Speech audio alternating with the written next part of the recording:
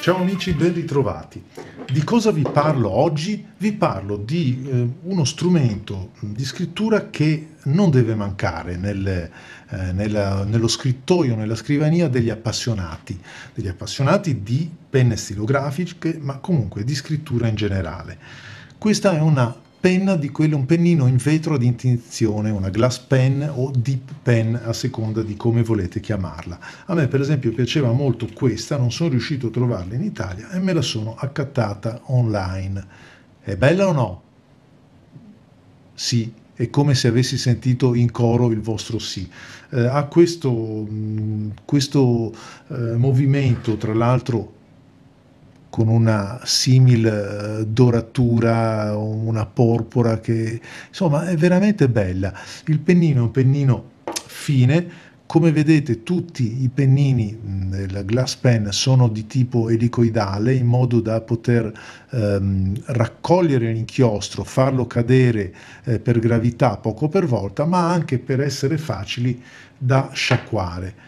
La forma è quella di uno stiloforo, di una penna proprio per calligrafia. Io più che l'utilizzo come penna calligrafica, l'utilizzo che ne faccio è quello per provare gli inchiostri, perché hanno una particolarità queste penne. Sono facili da pulire, sono immediatamente pulibili, quindi mi danno la possibilità di provare un inchiostro dopo l'altro mantenendo la massima coerenza nella cromia dell'inchiostro, perché riescono, come vi dicevo, ad essere pulite, quindi non avere residui, non avere parte dell'inchiostro che è rimasto nel conduttore, nel pennino, fra un rebbo e l'altro. Si sciacquano in un attimo, ora vi faccio vedere anche come. Volevo spendere due parole sulla penna, perché comunque è un oggetto che mi pare costi attorno ai 7-8 euro, quindi non costa molto, ma è arrivato imballato molto bene. Questa protezione, questa gomma piuma serve a tenerla fissa, che non salti, ed è annegata in questa sagomatura sempre nella gomma piuma, quindi sono molto soddisfatto dei soldi che ho speso, come si comporta e come si usa una dip pen su un blocco. Ovviamente dovete usare una carta bianca, la carta che secondo me più fra tutte restituisce le corrette tonalità dei colori con le loro sfumature è la carta Uniblank Rhodia, è quella che utilizzo io. Ora perdonatemi se questo è un foglio che è già scritto sul retro, mi serve solo come esempio. Ovviamente quando fate questo tipo di prove cercate di usare carta nuova, non scritta sull'altro lato, perché comunque vizierebbe un pochettino quello che è la prova colorimetrica del vostro inchiostro. Vi faccio vedere a titolo di esempio queste prove che sono, ora qui sono sotto la bustina in nylon per tenerle, che sono state fatte con per l'appunto la carta Rhodia. Vedete come ogni sfumatura, come ogni inchiostro possa dire la sua, ed effettivamente nonostante il riflesso della patinatura lucida di questa carta, ogni inchiostro riveli le sue caratteristiche. Qui è un po' più difficile notarlo perché li ho messi insieme proprio per gradazione, per sfumatura, quindi sono molto simili questi blocchi da 3 che vedete, proprio perché ho cercato anche di raggrupparli per vedere quanto siano simili l'uno con l'altro, sebbene le sfumature siano pur sempre evidenti.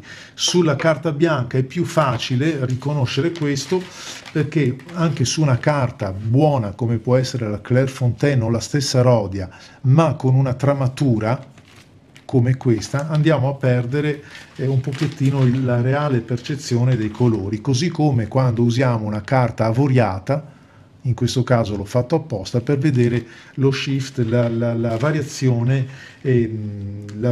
variazione cromatica. Questa è un'altra carta con una intonazione, con un punto di bianco diverso, ed effettivamente ci restituisce dei colori appena più caldi, questo caso, se non sbaglio, è un Fabriano Traccia, se non sbaglio, ma non sbaglio perché mi scrivo tutti i dati, quindi, ed è anche bello vedere come gli inchiostri varino il loro colore se utilizzati su una carta fredda, come può essere la Rhodia, piuttosto che su una carta con un'intonazione un pochettino più calda.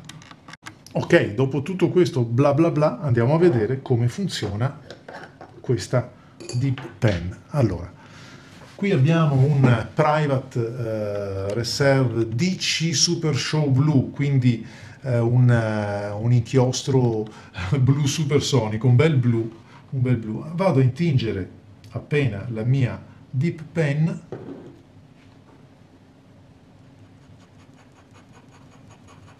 e riesco a tracciare dei segni che mi danno la giusta percezione di quello che è il mio inchiostro. Man mano che lo esaurite, lo lasciate scendere un pochettino, aiutandovi così. Ora avrei dovuto mettere un'intinzione un pochettino più generosa. E questo è il vero colore dell'inchiostro. Ora, se fosse una penna stilografica, avrei dovuto, cosa dovrei fare? Sciacquarlo, andare, togliere, fare. Qui invece mi basta semplicemente bagnarla un po', pulirla una prima volta. Se avete uno straccetto pulito è meglio, non guardate quello che fa Marco, perché se no mi toccherebbe consumare montagne di carta. E il pennino è pulito, è pronto per fare una nuova intinzione, e la faccio appositamente su un inchiostro più chiaro. L'inchiostro in questione è lo Sherry Sunburst della Diamin. Così vi faccio vedere che appena utilizzato su un blu lo vado a intingere qui, che è un colore più chiaro, ed il colore che viene fuori è quello né più né meno dell'inchiostro che sto usando, senza essere viziato dall'inchiostro precedente. Sherry. Non che non si possa scrivere con queste penne, assolutamente, si può scrivere benissimo. Mi piace incrociare il tratto per vedere la saturazione, così come nel tratto free, nel tratto quello più fitto. Ancora una volta, appena abbiamo finito di usarlo, non serve altro che dargli una sciacquata e le voilà.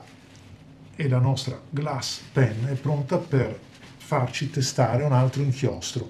Il pennino è pulito e lindo, perché è proprio il vantaggio di avere un pennino in vetro come questo.